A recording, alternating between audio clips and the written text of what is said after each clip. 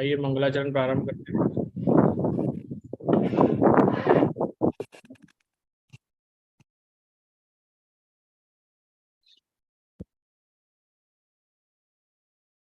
ओम अज्ञानतिमिरन्धस्य ज्ञानाञ्जनशलाकया चक्षुरुन्मिलितं येन तस्मै श्रीगुरवे नमः।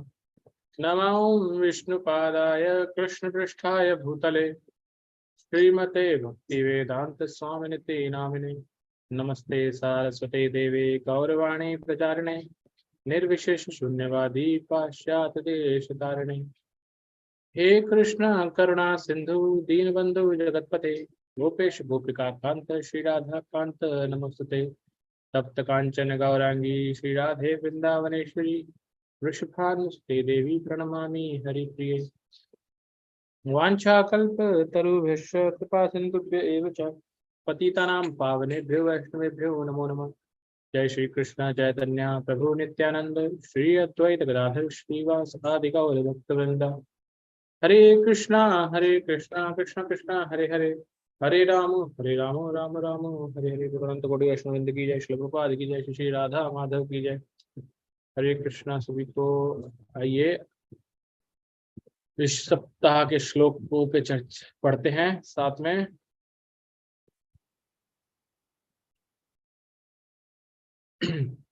मैं चाहूंगा कोई एक व्यक्ति अनम्यूट करे जब हम श्लोक को पीछे पीछे पढ़ेंगे। जयप्रकाश प्रभु जी, आपके पीछे साउंड बहुत आ रही है आज, पता नहीं क्यों, के बैकग्राउंड में। ओके, आप अनम्यूट कीजिए एक बार। अब नहीं होगा। हाँ, अब नहीं है, करेक्ट। तो आप मेरे पीछे दोहराइएगा प्रभु जी, बाकी सब म्यूट में ही दोहरा सकते हैं।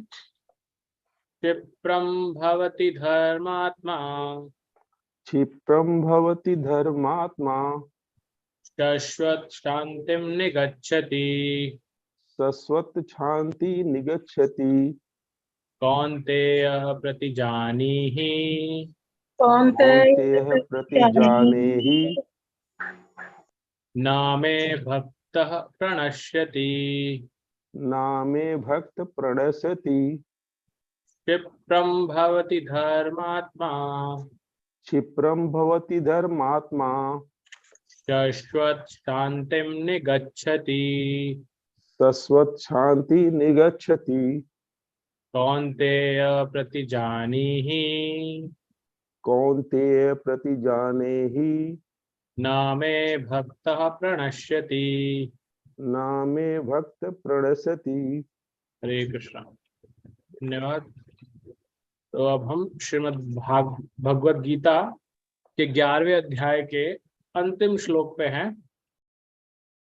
तो इसको हम आज पूर्ण करेंगे, उसके बाद हमारा 11वां अध्याय पूर्ण हो जाएगा। जो भक्त पढ़ना चाहते हैं श्लोक, वो अपना हैंड रेज करें हमेशा की तरह। के स्टार्ट करते हैं। ज्योति माता जी, आपसे शुरू करते हैं, पढ़िएगा प्लीज।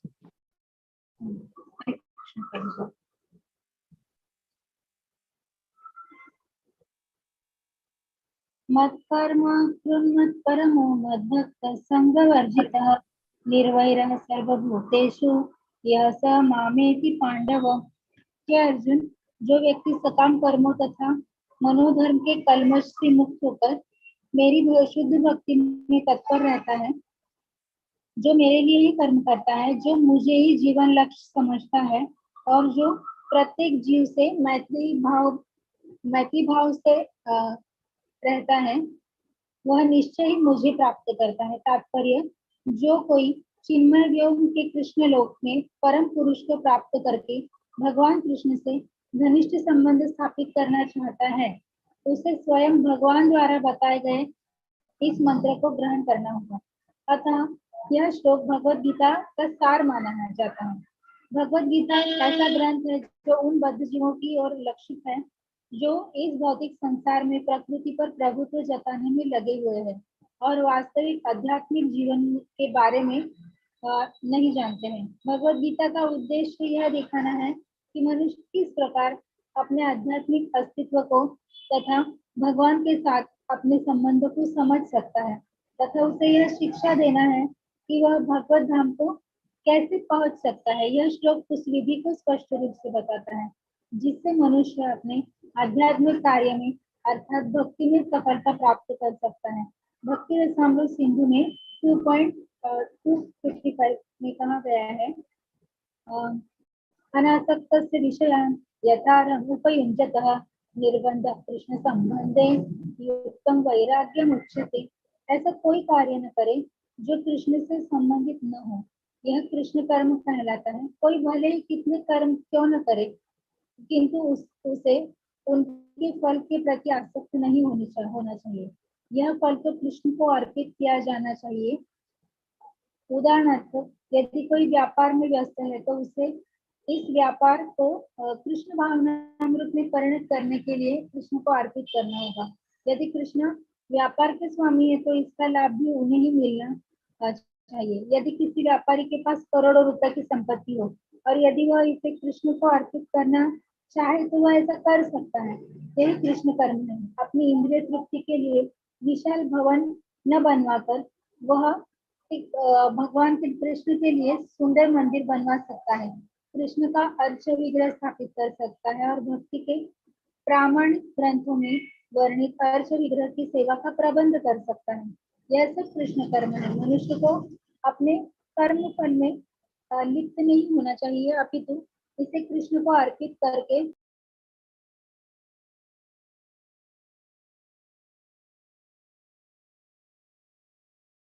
करना चाहिए। यदि कोई कृष्ण के लिए विशाल भवन बनवा देता है और उनमें कृष्ण का अर्च विग्रह स्थापित कराता है तो उसमें उसे रहने की मनाही नहीं रहती, लेकिन कृष्ण को ही इस भवन का स्वामी मानना चाहिए। यही कृष्ण भावनामृत है।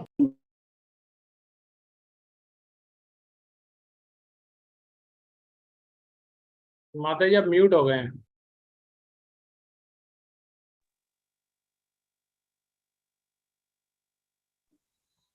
प्रभु जी आगे हाँ ठीक है माता जी, मैं किसी और को बोलता हूँ। धन्यवाद। किसी को पढ़िए। सपना पुनिया माता जी आप पढ़िए। हरे कृष्ण प्रभु जी। यहाँ से पढ़िएगा माता जी, यही सही।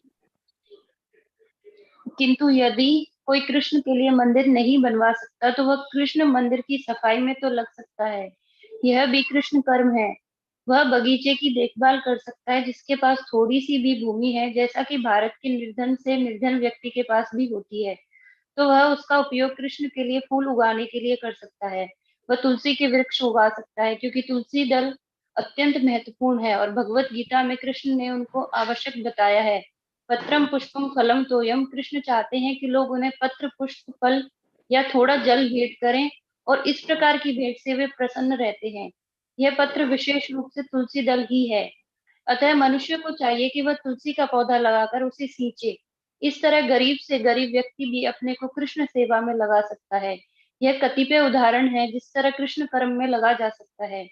मत परमः शब्द उस व्यक्ति के लिए आता है जो अपनी जीवन का परम लक्ष्य भगवान कृष्ण के परम धाम में उनकी संगति करना मानता है। ऐसा व्यक्ति चंद्र, सूर्य या स्वर्ग जैसे उच्चतर लोकों में अथवा इस ब्रह्मांड के उच्चतम स्थान ब्रह्मलोक तक में भी जाने का इच्छुक नहीं रहता। उसे इस तनिक भी इच्छा नहीं रहती। उसकी आसक्ति तो आध्यात्मिक आकाश में जाने में रहती है। आध्यात्मिक आकाश में भी वह ब्रह्म ज्योति से तादात्म्य प्राप्त करके भी संतुष्ट नहीं रहता, क्योंकि वह तो सर्वोच्च आध्यात्मिक लोक में जाना चाहता है, जैसे कृष्ण लोक या गोलोक वृंदावन कहते हैं। उसे उस लोक का पूरा ज्ञान रहता है, अतः वह अन्य किसी लोक का को नहीं चाहता। उसे उस लोक का पूरा ज्ञान उसे उस लोक का पूरा ज्ञान रहता है, अतः वह अन्य किसी लोक को नहीं चाहता। जैसा कि मद भक्त शब्द से सूचित होता है, वह भक्ति में पूर्णतया रत रहता है। विशेष रूप से वह श्रवण, कीर्तन, स्मरण, पाद सेवन, अर्चन, वंदन, दास्य, सख्य और आत्मनिवेदन भक्ति के इन 9 साधनों में लगा रहता है। मनुष्य चाहे तो इन 9 साधनाओं में रत रह सकता है, अथवा 8 में, 7 में, नहीं तो कम से कम 1 में तो रत रह सकता है। तब वह निश्चित रूप से कृतार्थ हो जाएगा। संग्रह वर्जिता शब्द भी महत्वपूर्ण है। मनुष्य को चाहिए कि ऐसे लोगों से संबंध तोड़ ले जो कृष्ण के विरोधी हैं। न केवल नास्तिक लोग कृष्ण के विरुद्ध रहते हैं, अपितु वे भी हैं जो सकाम कर्मों तथा मनोधर्म के प्रति आसक्त रहते हैं। अतः भक्ति रसामृत सिंधु में 1.1.11 शुद्ध भक्ति का वर्णन इस प्रकार हुआ है। अन्य अभिलाषिता शून्यम ज्ञान कर्म आध्यान वृतम आनुकूल्येन कृष्ण अनुशीलनम भक्तिरुत्तमा। इस श्लोक में शील रूप गोस्वामी स्पष्ट कहते हैं कि यदि कोई अनन्य भक्ति करना चाहता है तो उसे समस्त प्रकार के भौतिक कलमश से मुक्त होना चाहिए। उसे ऐसे व्यक्तियों से दूर रहना चाहिए जो सकाम कर्म तथा मनोधर्म में आसक्त हैं।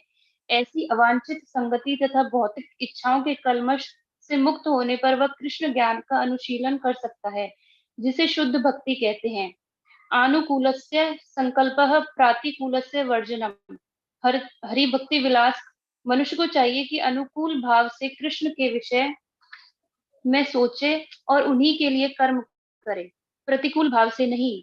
कंस कृष्ण का शत्रु था। वह कृष्ण के जन्म से ही उन्हें मारने की तरह तरह की योजना बनाता रहा, किंतु असफल होने के कारण वह सदैव कृष्ण का चिंतन करता रहता। इसी तरह सोते जागते काम करते वह सदैव कृष्ण भावना भावित रहा, किंतु उसकी वह कृष्ण भावना अनुकूल न थी। अतः 24 घंटे कृष्ण का चिंतन करते रहने पर भी वह असुर ही माना जाता रहा। अंत में कृष्ण द्वारा मार डाला गया। निसंदेह कृष्ण द्वारा वध किए गए व्यक्ति को तुरंत मोक्ष मिल जाता है, किंतु शुद्ध भक्त का उद्देश्य यह नहीं है। शुद्ध भक्त तो मोक्ष की भी कामना नहीं करता। वह सर्वोच्च लोक गोलोक वृंदावन भी नहीं जाना चाहता। उसका एकमात्र उद्देश्य कृष्ण की सेवा करना है, चाहे वह जहां भी रहे। कृष्ण भक्त प्रत्येक से मैत्री भाव रखता है, इसलिए यहाँ उसे निर्वरः कहा हरे गया कृष्ण है। माता जी रुकिएगा, धन्यवाद। हाँ जी प्रभु जी, हरे कृष्ण प्रभु। सपना शर्मा माता जी, आप पढ़िएगा यहाँ से। हरे कृष्ण प्रभु जी।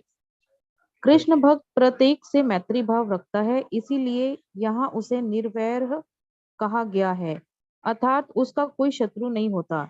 यह कैसे संभव है? कृष्ण भावनामृत में स्थित भक्त जानता है कि कृष्ण की भक्ति ही मनुष्य जीवन की समस्त समस्याओं से छुटकारा दिला सकती है।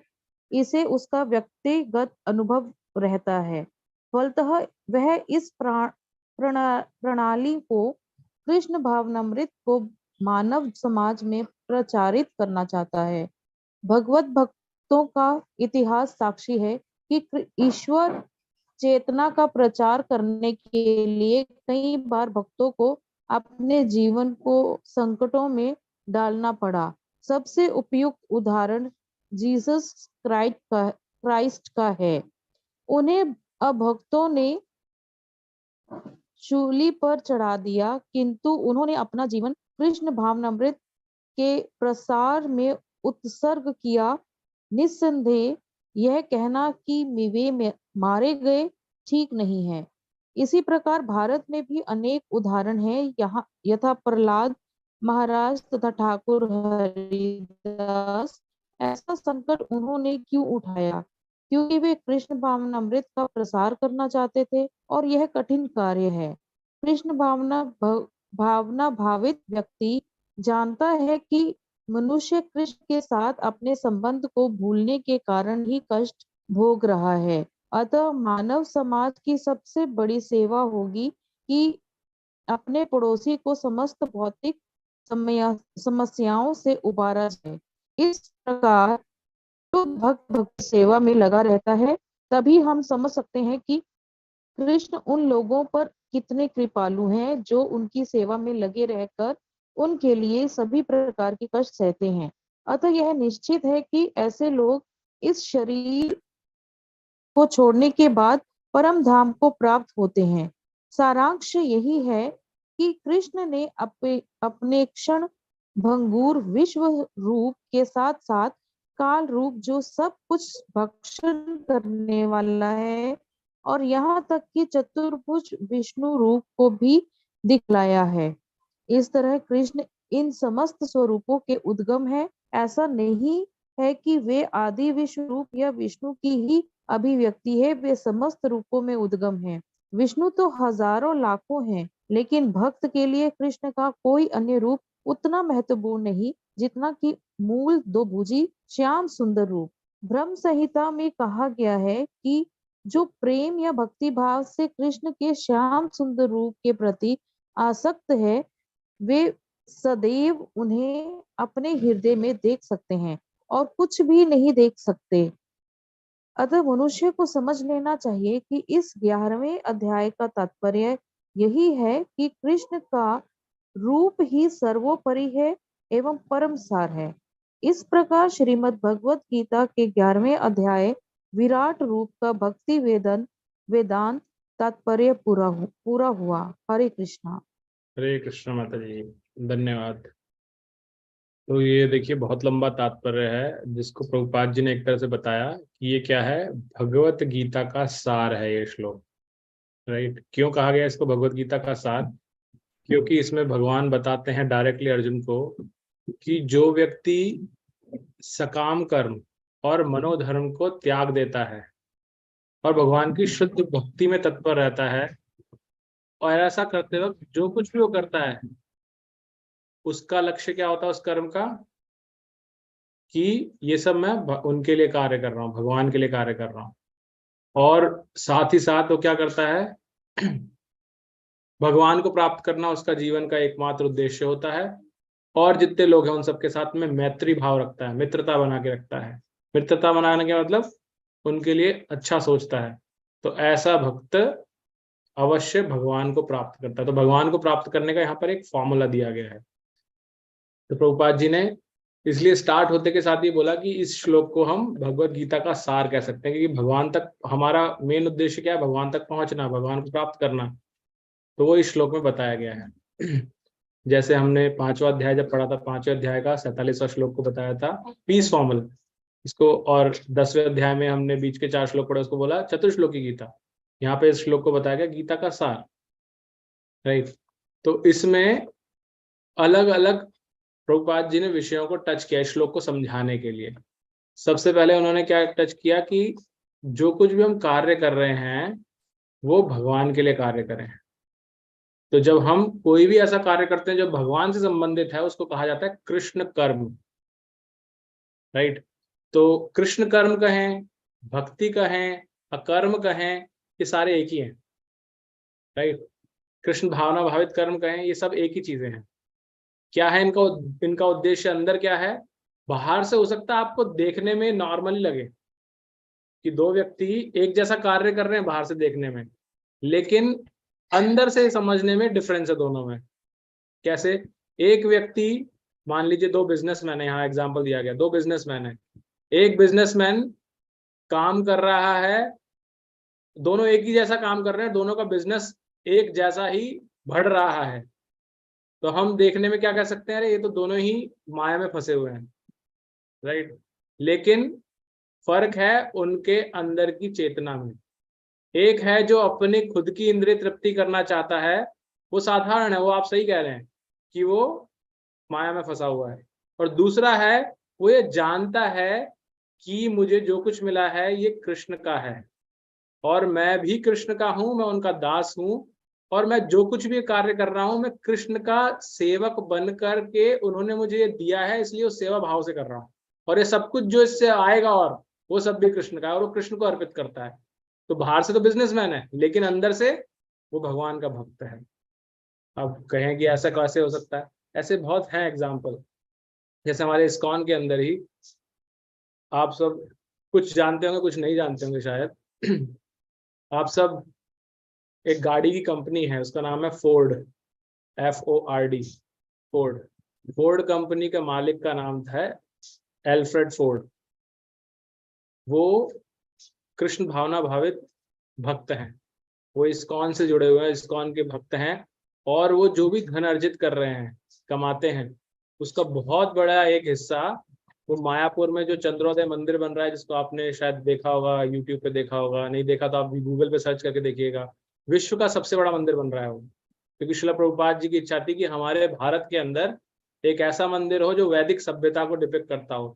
जो हम 14 भुवन देखते हैं वो 14 भुवन का उसमें निर्माण हो। जैसे हम साइंस म्यूजियम जाते हैं, प्लानिटोरियम देखते हैं, ऐसे प्रभुपाद जी का कहना था कि वैदिक प्लानिटोरियम होना चाहिए, जहाँ पे पूरा जो हम भागवतम में पढ़ रहे हैं ना अभी, कैसे सृष्टि की रचना हुई, कौन से लोग कहाँ पर हैं, कैसे महाविष्णु से अलग अलग संख्य ब्रह्मांड प्रकट होता है, इसको एक पिक्टोरियल वे में 3D वे में दिखाया जाए।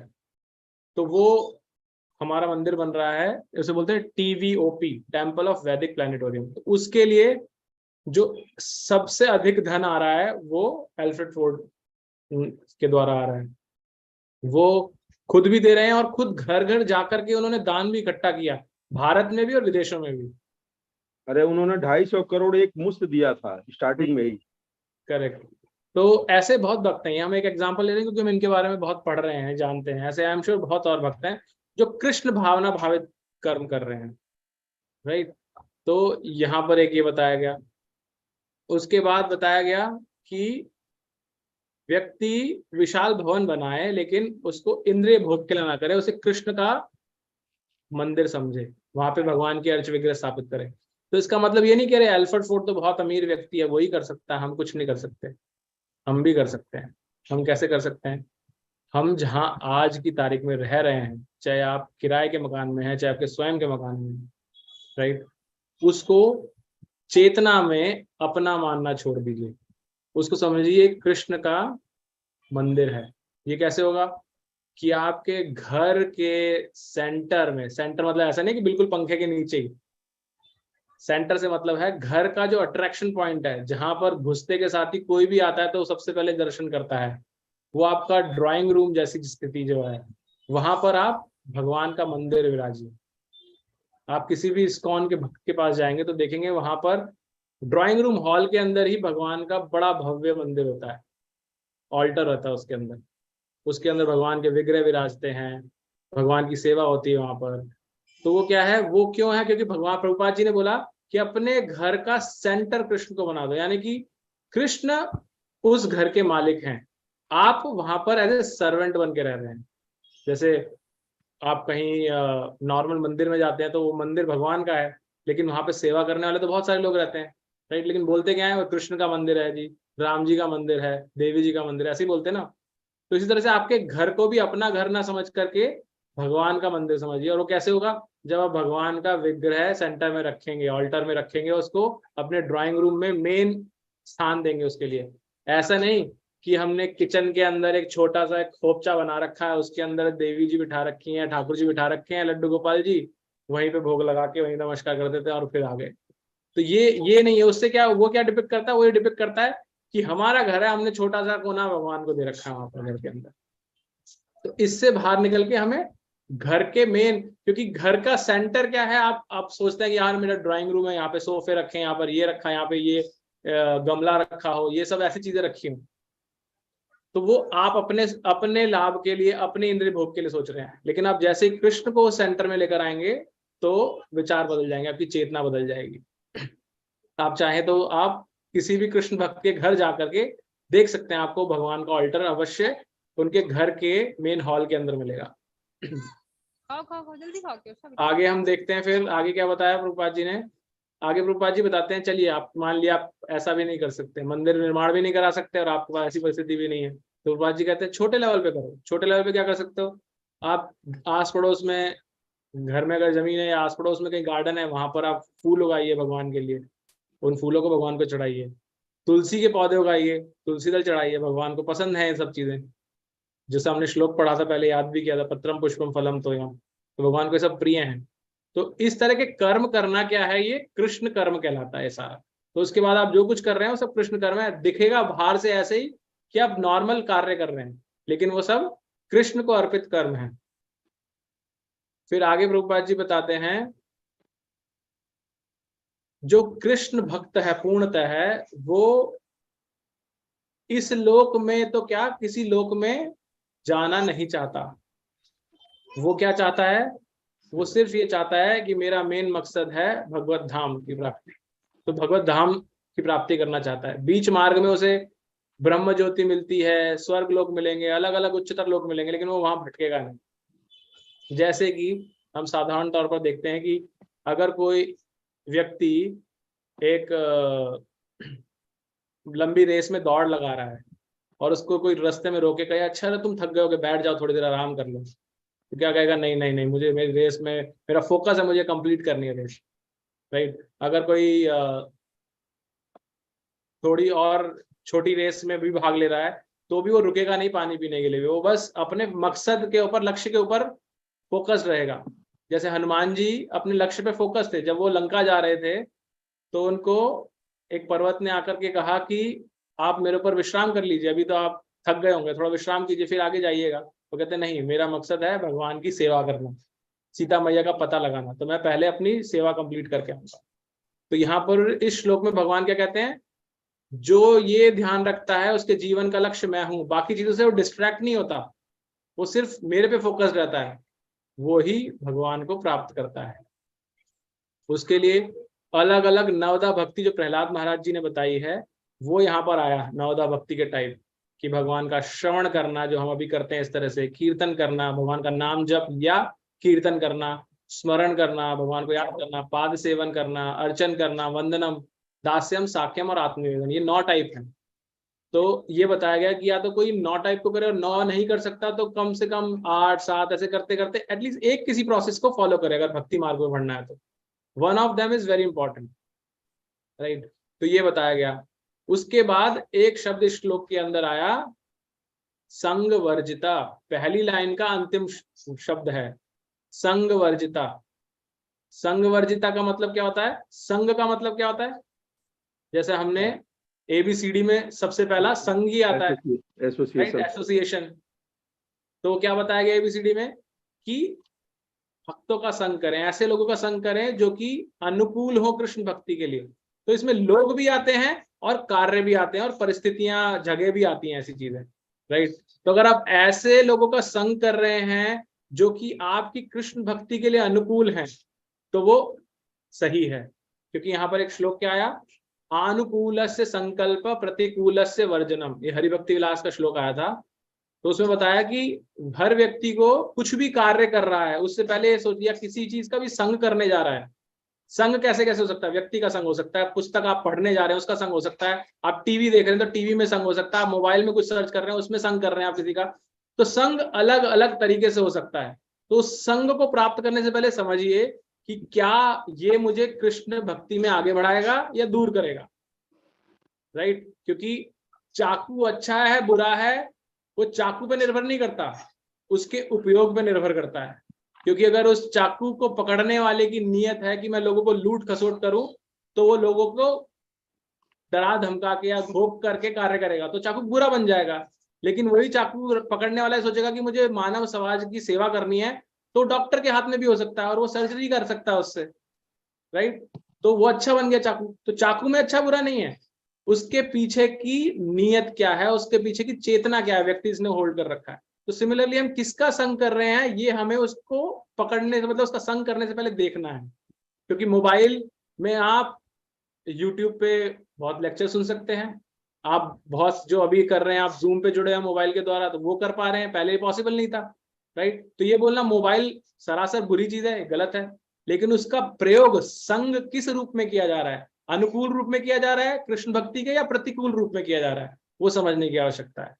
टीवी में आप क्या देख रहे हैं या आप क्या बोलते हैं इसको, पुस्तकें क्या पढ़ रहे हैं, तो पुस्तकें अच्छी बुरी होती हैं, दोनों तरह की होती हैं, आप समय कहाँ लगा रहे हैं, वो है संग। और इसी तरह से इंपॉर्टेंटली संग का जो एसोसिएशन हम बोलते हैं वो व्यक्तियों के लिए भी आता है, किन लोगों से के साथ उठना बैठना है। अगर आपका उठना बैठना ऐसे लोगों के साथ है कि आप 1 घंटे तो यहाँ सुन रहे हैं, कक्षा आ रहे हैं, यहाँ पर भाग भी ले रहे हैं, लेकिन उसके बाद 23 घंटे आप माया में फंसे हुए पूरा, जो ऐसे लोग हैं, अरे यार चलो पार्टी करते हैं, अरे चलो ये करते हैं, अरे वो करते हैं, तो आपका वो संग ज्यादा प्रभावी है आपके ऊपर, तो आपको असर नहीं करेगा। भगवान की वो प्रतिकूलता में आप ज्यादा समय बिता रहे हैं, राइट, तो आपको अनुकूलता की ओर बढ़ना है।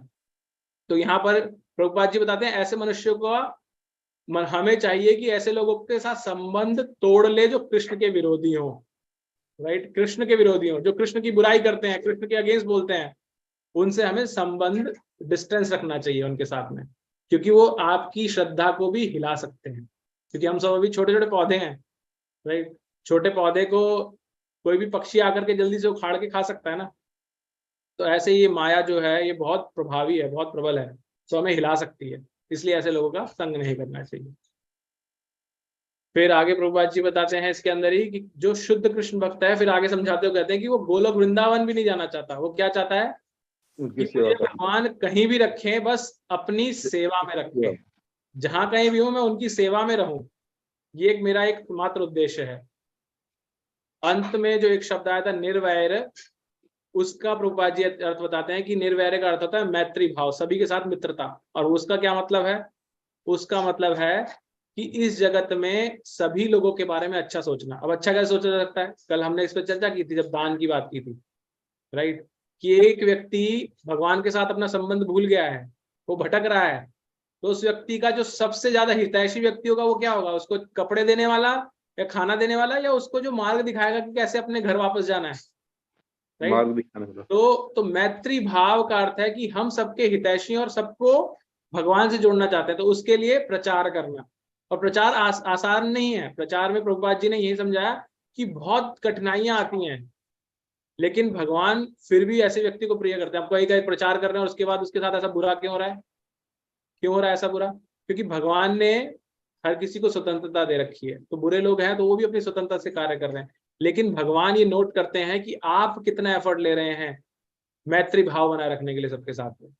तो इसके लिए प्रभुपाद जी ने बहुत अच्छा एग्जाम्पल दिया, जो पढ़ के शायद किसी को लगा हो ऐसा।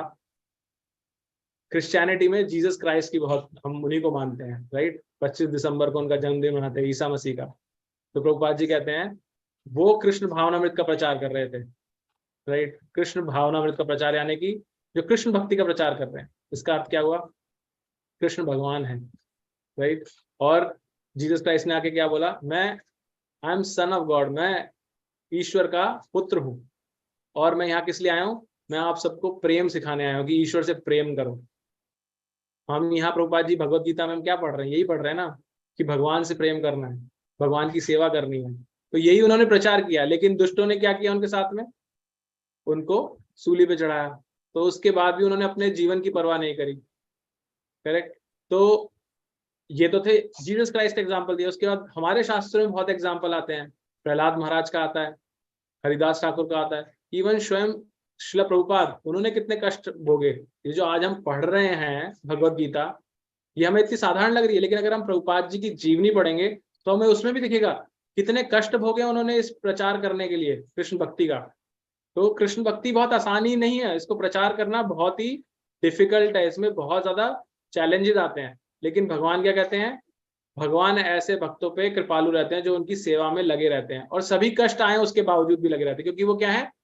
एक लक्ष्य है उनका, भगवान को प्रसन्न करना, सिर्फ यही है, अपने लिए नहीं। कि कष्ट क्या है? कष्ट है हमारे शरीर के ऊपर इंद्रिय भोग। अच्छा लग रहा है तो बहुत अच्छा है, मतलब अगर पॉजिटिव लग रहा है तो अच्छा है, नेगेटिव लग रहा है तो कष्ट हो रहा है, दर्द हो रहा है। यानी कि पंखा नहीं है, गर्मी लग रही है, बहुत ज्यादा खड़ा रहना पड़ रहा है धूप में। जो बुक डिस्ट्रीब्यूशन करते हैं वो कहाँ? रेड लाइट के ऊपर खड़े रहते हैं और धूल मिट्टी के अंदर पूरे दिन पकते रहते हैं, तपते रहते हैं, गाड़ियां आती जाती रहती, कोई कुछ भला बुरा बोलता रहता है उनको। तो वो क्या है? शारीरिक तौर पे तो कष्ट भोग रहे हैं, लेकिन कृष्ण भक्ति के अंदर वो आगे बढ़ते जा रहे हैं, क्योंकि भगवान वो देख रहे हैं उनकी, कि वो एक, उनका जो वन सिंगल पॉइंट फोकस क्या है? भगवान को प्रसन्न करना, ना कि मुझे क्या आनंद मिल रहा है नहीं मिल रहा है इसको भोगना, राइट। तो इस तरह से हमने जो ये श्लोक है उसका तात्पर्य समाप्त किया, जिसके अंदर सारांश में दोबारा बताने के लिए कि भगवान ये कहते हैं जो मुझे प्राप्त करना चाहता है उसे चाहिए कि वो सारे सकाम कर्म, मेंटल स्पेकुलेशन को त्याग दे और शुद्ध भक्ति में तत्पर होकर के मेरे लिए कर्म करे, मुझे जीवन का लक्ष्य माने, और सभी जितने भी जीव हैं उनसे मैत्री भाव रखे, यानी कि उनको मेरे बारे में प्रचार करे, ताकि वो मुझसे आकर वापस जुड़े। तो जो ऐसा करता है वो निश्चित तौर पे भगवान को प्राप्त करता है। ठीक है, तो ये हमने आज के अंतिम श्लोक में पढ़ा। लंबा श्लोक था, इसका तात्पर्य भी लंबा रहा। कोई प्रश्न है? अन्यथा हम भागवतम में बढ़ेंगे आज, क्योंकि अध्याय समाप्त हुआ, कल से हम 12वां अध्याय शुरू करेंगे और भागवतम का हम जो अभी बचा हुआ है उसको आगे पढ़ेंगे। अन्यथा कोई कुछ ऐड करना चाहता है तो वो भी कर सकते हैं। हरे कृष्णा प्रभु जी। हरे कृष्ण माता जी। दंडवत प्रणाम आपको। दंडवत प्रणाम माता जी। मेरा एक प्रश्न है कि आपने बोला है कि जो अल्टर है वो ड्राइंग रूम में होना चाहिए। अब मुंबई वाले शहर में तो 1 बेडरूम हो, तो उसमें ड्राइंग रूम में कहाँ रखेंगे? क्योंकि एक तो चप्पलें जूते बहुत होते हैं, ज़रूरत से ज़्यादा होते हैं, तो वो ही ड्राइंग रूम में ही पड़े रहते हैं। तो दूसरा सब बैठना उठना भी वहीं होता है। ऐसे में हम मंदिर कहाँ रख सकते हैं सिवाय किचन के? बहुत तो ही क्या करें? बहुत ही प्रैक्टिकल और चैलेंजिंग क्वेश्चन है माता जी, कि बम्बई के अंदर तो वैसे ही रहने की जगह नहीं है। लेकिन अगर आप माता जी आप प्राय देखेंगे ना भक्तों के घर में जाकर के, तो उन्होंने ऑल्टर को अपने ड्राइंग रूम में रखा हुआ है। तो ये चेतना बताता है कि जब अगर आप उसको मंदिर समझते हैं तो जूते चप्पल घर में आप लाएंगे नहीं, आप बाहर ही रखेंगे उनको, बाहर की तरफ। रखने और वो की जगह ही नहीं है वहाँ, ये मुंबई में तो रखने को जगह ही नहीं है, इंदौर में तो फिर रखने की जगह बाहर। तो चैलेंज आपका स्वाभाविक है। मैं आपको बता रहा हूँ कि इस तरह से हर परिस्थिति में एक सिंगल आंसर नहीं हो सकता। हर परिस्थिति में अलग अलग टाइप के आंसर होंगे कि कैसे आपको उद्देश्य की प्राप्ति करनी है। उद्देश्य की प्राप्ति क्या है कि मेरा घर मंदिर है, मेरा घर हाँ मंदिर बात है, ये और उनके ऊपर, कृष्ण के ऊपर सेंटर्ड मुझे पूरा जीवन बिताना है। अगर वो आपकी परिस्थिति अलाउ करती है, जैसे मैंने बताया, हमें घर के सेंटर में रखना चाहिए ताकि घर में जो भी आ रहा है उसको भगवान के दर्शन हो रहे हैं और उसको वहीं से फीलिंग हो जाए, क्लिक, ये मंदिर में आ गया मैं कहीं। अगर आपने कहीं अंदर कमरे में, किचन में कहीं रखा हुआ है, भगवान जी को विराज रखा है, अब होना तो नहीं चाहिए ऐसा, लेकिन अब आपकी परिस्थिति अलाउ नहीं कर रही तो मैं कुछ कह भी नहीं सकता। मैं आर्किटेक्चर भी नहीं हूँ कुछ उसमें बेटर कर सकूँ। हाँ भाव वही से है ना। मतलब है।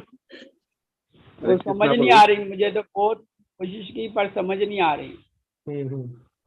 भाव से मतलब है, देखिए कहाँ उसको स्थान देते हैं आप रोज। नहीं, मैं जस्ट ये कह सकता हूँ कि अगर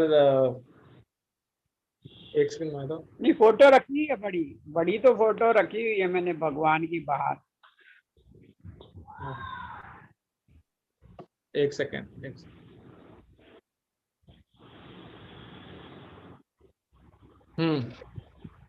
हाँ जी, तो माता जी इसका बड़ी फोटो तो दो लगाई, हम्म नहीं दो फोटो बढ़िया लगाई हुई है, एक जी की, एक आलिया गमन की। मेरे लड़के ने तो दोनों लगा के बड़ी बड़ी रखी हुई हैं। तो गेट खोलो तो उनके दर्शन होते ही हैं। बस तो बढ़िया माता जी, आप जैसे बेस्ट से बेस्ट कर सकते हैं विद द प्रिंसिपल कि कृष्ण सेंटर में रहे आपके घर के, और जितने लोग हैं उनके घर, उनके सेंटर में। तो उसमें सेंटर में रखने का मतलब ये भी होता है कि जो कुछ भी हम ग्रहण कर रहे हैं वो भी कृष्ण को अर्पित होना चाहिए।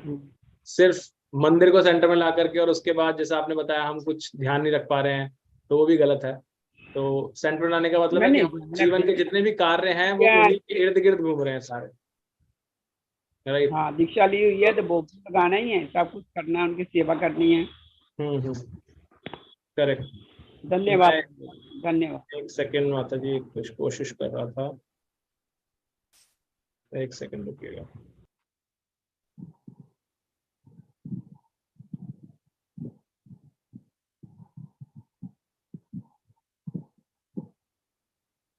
एक सेकंड,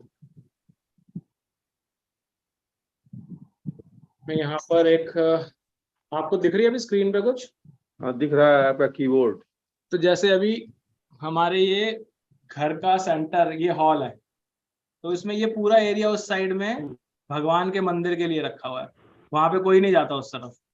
भगवान का हॉल है, मंदिर है, पूरा खाली आप देख सकते हैं।